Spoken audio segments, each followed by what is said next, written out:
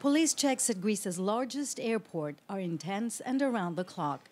From the moment passengers arrive at the Athens International Airport, specially trained police scan the area for smugglers and asylum seekers they suspect may try to sneak on a flight to Europe on a fake passport. They also perform selective passport checks on those traveling to Europe's Schengen countries, where there are no border controls. Every day, dozens of migrants and refugees tried to illegally head to Europe from Greece's airports, and dozens more are stopped. The Greek police have developed a special operational plan for travel within the Schengen area with 4 security zones. So for someone to travel from the Athens International Airport to another EU member state with fake travel documents, I'd say, is impossible, and the results of this plan are impressive.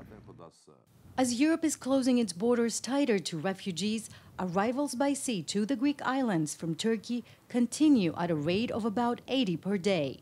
The UN Refugee Agency reports that Greece currently hosts 58,000 migrants and refugees.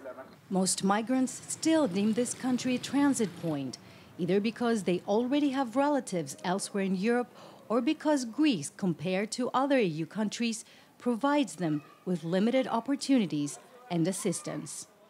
This abandoned factory was converted to a camp during the 2015 refugee crisis and closed less than 2 years later.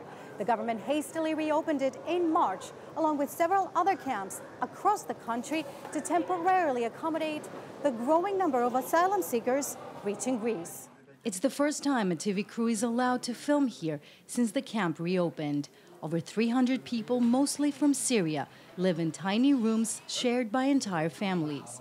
The government provides them 3 meals a day and every month gives them a small allowance to buy extra food. See what he will put inside. Yet many lack even the basics. Mohammed from Afrin doesn't even have pillows for his children or proper baby formula.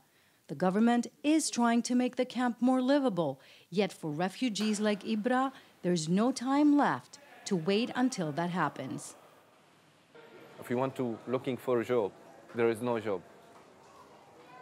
We want to continue to Europe to find a job there. It's better than here.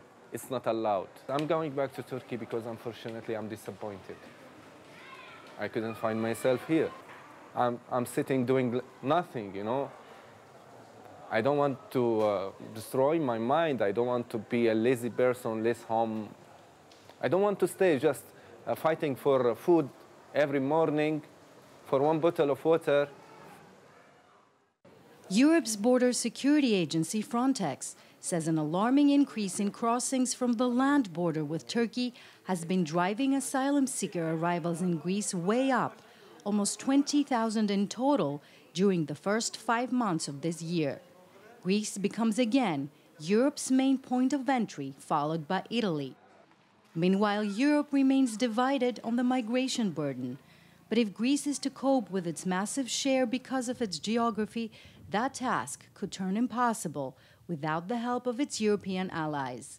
Filio, Kontrafouri, CGTN, Athens.